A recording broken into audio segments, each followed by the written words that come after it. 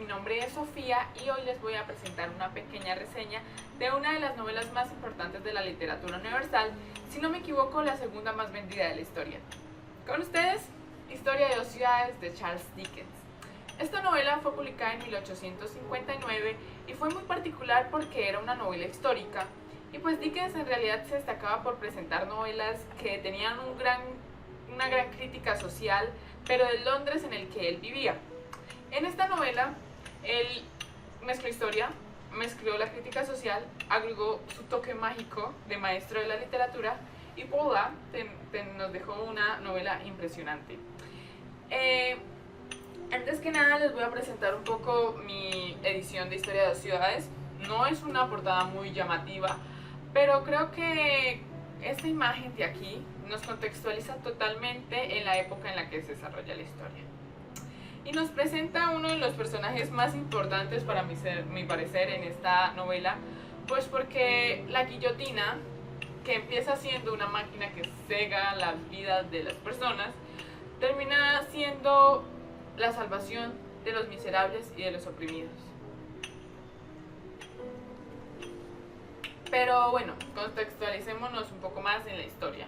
Dickens creó un paralelo entre dos ciudades en esta novela, Londres y París, y pues eran totalmente unos polos opuestos. No, Londres era vida, era felicidad, era alegría, era paz, y París era un hervidero de sangre, de venganza, de muerte y de ira. Dickens quería con esta novela presentarnos, ilustrarnos en dos factores muy importantes de esta guerra. Y creo que con esta novela he aprendido bastante sobre la Revolución Francesa, porque normalmente cuando nosotros la vemos en clase de historia es como nos la presentan como una época idealizada, un poco romántica, de simplemente gente que decidió revolucionarse y que terminó pues implantando en nosotros la idea de la libertad. Pero no, esto tiene un trasfondo mucho más oscuro que Dickens se encarga de presentarnos en dos factores, como ya dije, bastante importantes, que son la opresión a la que tenía sometida la aristocracia francesa a los campesinos, y el segundo factor, cómo los campesinos toman represalias brutales contra los aristócratas. Y pues Dickens escribió esta novela de 60 años después del final del conflicto, y en ella explora no simplemente la historia, sino también las reacciones humanas y los sentimientos.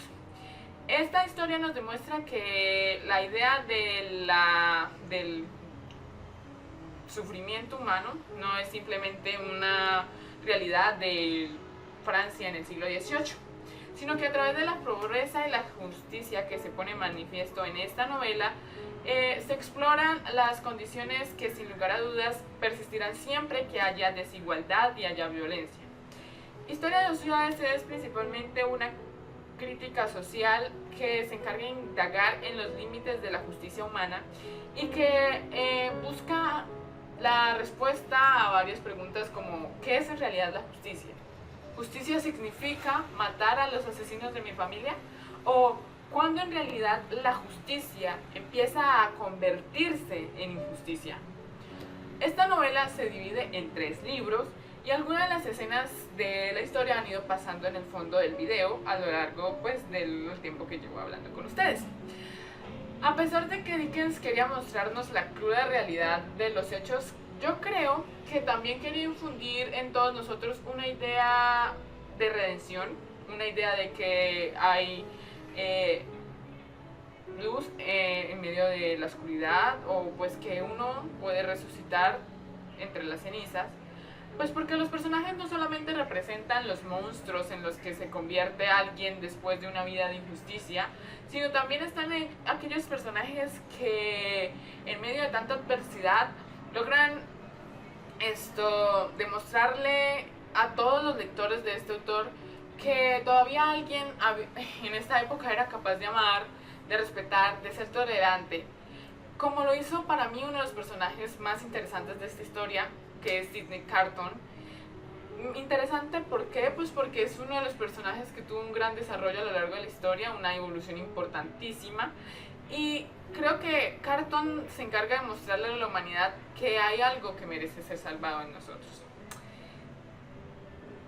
Dickens se encargó de mostrar en esta obra la cruda realidad de la historia, de las vivencias de su tiempo, lo irritado que él se sentía sobre las leyes que eran simplemente opresiones que simples humanos egoístas se encargaban de infundir en todos porque decían ser iluminados por Dios, y que